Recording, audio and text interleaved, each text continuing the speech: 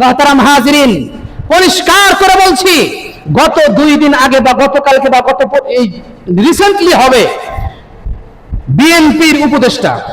কার উপদেষ্টা? আমি নামই বলছি। মনে চাইলে ইমামতিতে রাখবেন, না চাইলে না করে দিবেন, আসরের আগেই চলে যাব, চাকরির পরোয়া করব না, চাকরির পরোয়া আমি করি না।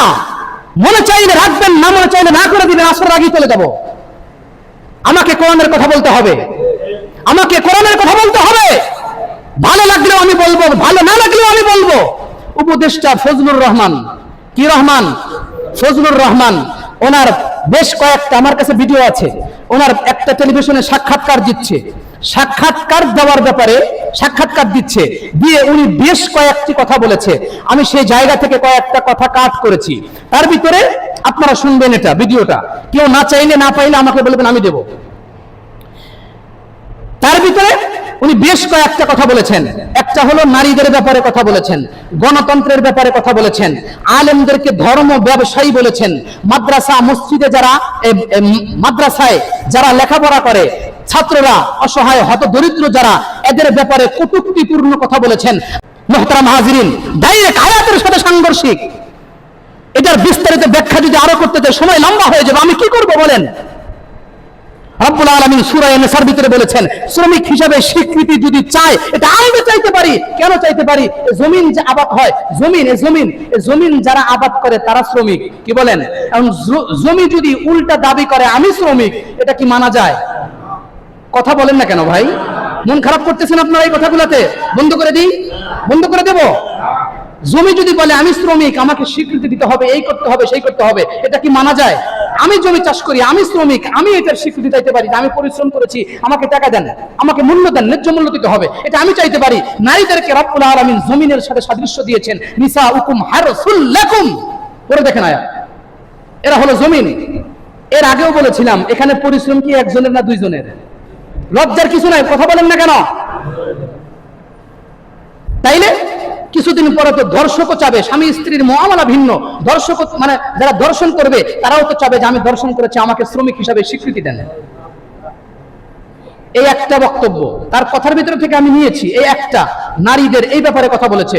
2 নাম্বার আর একটা কথা বলেছে গণতন্ত্র, বলেছে তারা সোহরাওয়ার্দ দিতে কিছুদিন পর পরই সমাবেশ করে, এই করে সেই করে, এটা সেটা, এই ধরনের বিভিন্ন কথা বলেছে। বলতে যারা তো গণতন্ত্র বিশ্বাস করে না, এরা তো গণতন্ত্র বিশ্বাস করে না।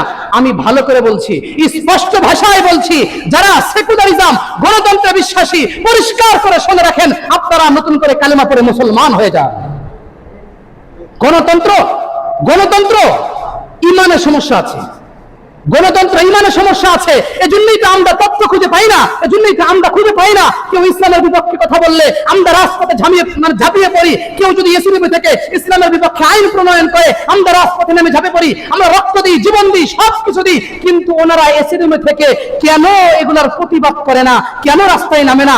আমরা নামলে কেন আমাদের বুকে বুলেট মারে? এজন্যই তো বুঝি যে তোমরা তো গণতন্ত্রের পূজারী, ইসলাম তোমাদের কাছে ভালো লাগে না। কথা বলেন ঠিক না ঠিক?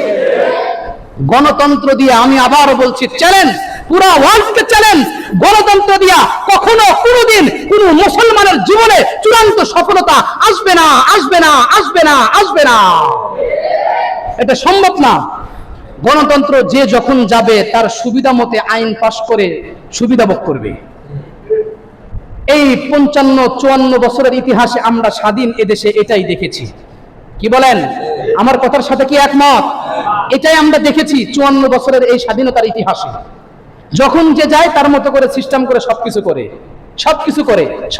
করে।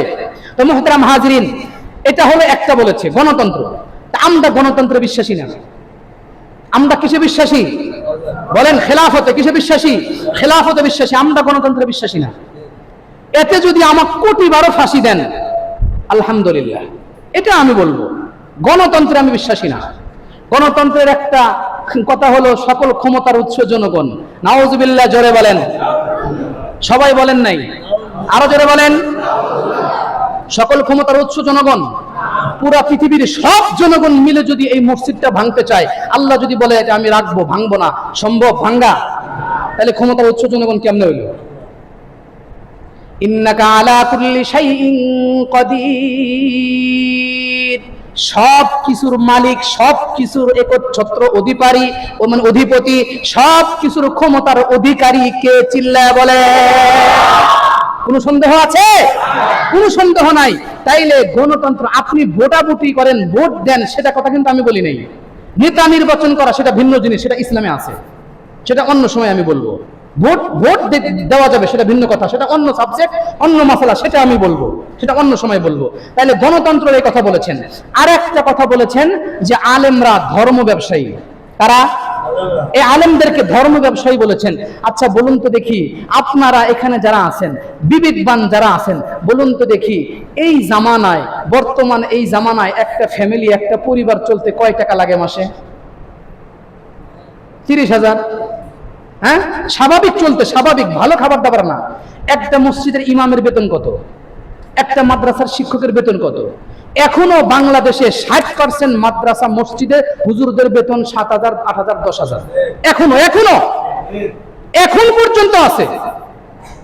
20%, 30% মসজিদের বেতন মোটামুটি 15-20, মোটামুটি 15-20। যেই জামানায় একজন রিস্কাওয়ালা ইনকাম করে প্রত্যেক মাসে 30,000, স্ত্রীর সঙ্গে থাকার সৌভাগ্য প্রত্যেক দিনই হয়। এরপরে কি বলেন, মা বাবার চেহারার দিকে প্রত্যেক দিন তাকায় কবুলিয়ত, হজের সওয়াবটাও নেওয়া যায়, সন্তানদেরকে আদর সোহাগ দেওয়া যায়, সবকিছু দেওয়া যায়। আর আমাদের মাদ্রাসার একজন শিক্ষক, একজন হুজুর সারা মাস দিন রাত 24 ঘন্টা পরিশ্রম করে মাস শেষে বেতন পাচ্ছে 8,000। এরা ধর্ম ব্যবসায়ী, এরা ধর্ম ব্যবসায়ী। আপনারা কি বলেন, এরা ধর্ম ব্যবসায়ী? জোরে বলেন, এরা ধর্ম ব্যবসায়ী। দুঃখ কোথায় রাখবেন বলেন? দুঃখ কোথায় রাখবো? 24টা ঘন্টা পরিশ্রম করে আমাদের মাদ্রাসার একজন শিক্ষক বেতন নিচ্ছে 7 থেকে 8,000, 10,000, 12,000 টাকা। এরা বলে ধর্ম ব্যবসায়ী। চিন্তা করা যায়? মজার কথা শোনেন, আমরা ধর্ম ব্যবসায়ী না।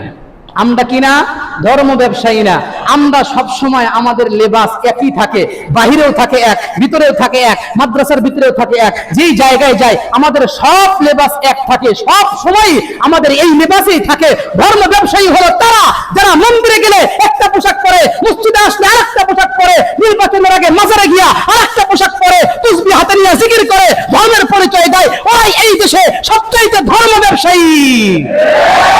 আমরা ধর্ম ব্যবসায়ী না। যারা নিজেদের হীন স্বার্থের চরিতার্থের জন্য, হীন স্বার্থ হাসিলের জন্য যারা ধর্মীয় পোশাক পরে এদেশের মানুষের সেন্টিমেন্ট, এদেশের মানুষের কমিটমেন্ট নেওয়ার জন্য যারা এই ধরনের লিবাস পরে, ওরাই এদেশের সবচেয়ে বড় ধর্ম ব্যবসায়ী। এদেশের আলেমরা ধর্ম ব্যবসায়ী নয়। কথা বলতে গেলে স্পষ্ট ভাষায় বলতে চাই, কথা বলতে চাইলে মুখের লাগাম টেনে ধরো ফজলুর রহমান। স্পষ্ট করে বলছি, এই ব্যক্তি, এই ধরনের কিছু ব্যক্তিরা বিএনপির মতো একটা দলকে কলুষিত করবে, একটা দলকে প্রশ্নবিদ্ধ করবে, একটা দলকে নষ্ট করবে। হেফাজতে ইসলামের পক্ষ থেকে বিবৃতি দেওয়া হয়েছে, এটাকে সরান। যদি এই ধরনের কথা যদি তারা বলতেই থাকে আলেমদের বিপক্ষে, ইসলামের বিপক্ষে, মুসলমানদের বিপক্ষে, মাদ্রাসার বিপক্ষে, স্পষ্ট ভাষায় বলতে চাই, অতীতের ফ্যাসিস্টদের যেই পরিণতি হয়েছে আপনাদের তার বিকল্প কিছু হবে না ইনশাআল্লাহ, সেটাই হবে। মুহতারাম হাজরিন, চতুর্থ আর একটা কথা বলেছে, এই কথাটা অত্যন্ত জটিল। চতুর্থ আর একটা কথা যেটা বলেছেন সেটা হলো, উনি বলেছেন যে অধিকাংশ মাদ্রাসার ছাত্ররা তো গরিব অসহায়। কি গরিব অসহায়? কষ্ট পাচ্ছেন আপনারা? অধিকাংশ মাদ্রাসার ছাত্ররা গরিব অসহায়, এই ধরনের কথা বলেছেন। বলতেছেন এরা তো লিল্লা ফান্ডে খায়, এটা খায়, ওটা খায়, এই সেই, এটা সেটা খায়, এই খায়, লেখাপড়া করছে, আর কি করবে, এই সেই, মানে তুচ্ছ তাচ্ছিল্যের একটা দৃষ্টিতে বলতেছে। আচ্ছা বলুন তো দেখি, লিল্লা ফান্ডে যেটা আসে, ভালো করে বুঝবেন, আপনারা যেটা দেন আমাদের মাদ্রাসাতে, সারা দেশের মাদ্রাসাগুলোতে লিল্লা ফান্ডে যেটা আপনারা দেন, এটা লিল্লা ফান্ডে যারা খায়, এটা তাদের জন্য বৈধ নাকি অবৈধ? জোরে বলেন, সবাই বলেন। আচ্ছা, আপনারা যে মাদ্রাসায় স্বতঃস্ফূর্ত ভাবে দান সদকা করেন, হাদিয়া দেন, এটা করেন সেটা করেন। কোন আলেম কি আপনাদের কাছে আজ পর্যন্ত জোর করে দোয়া করে বলছে 1000 টাকা না দিলে আমি এই দোয়া করবো না? বলেন, একজন দাঁড়ায় বলেন যে বলছে?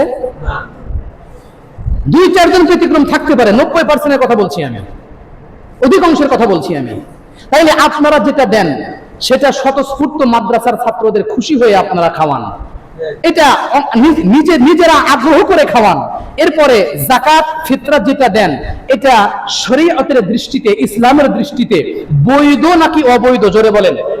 বৈধ।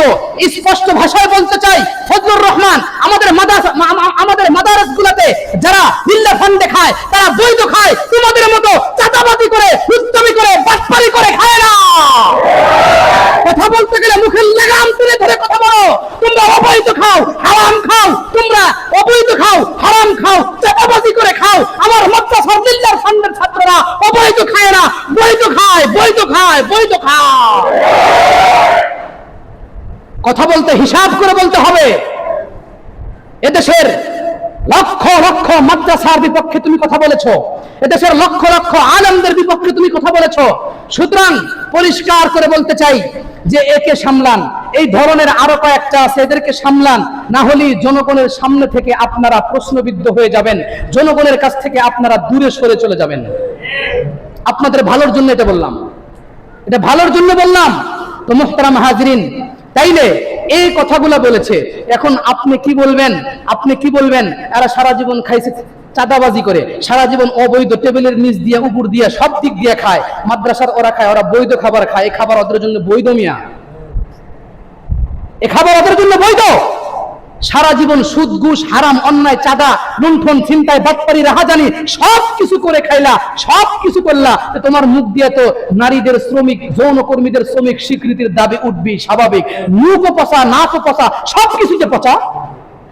পচা মানুষের মুখ দিয়ে পচা কথাই বের হয়। কি বলেন আপনারা? মুহতারাম হাজিরিন, তাইলে এদের কি বলবেন? এদের লেজে শয়তান ধরছে। কে ধরছে? মিল পাইছেন? মিল আছে? এদের লেজে কে ধরছে? এরা শিক্ষিত না, এরা ভদ্র না, এরা সভ্য না, এরা পৃথিবীর ইতিহাসে ইন্টারন্যাশনাল গাধা।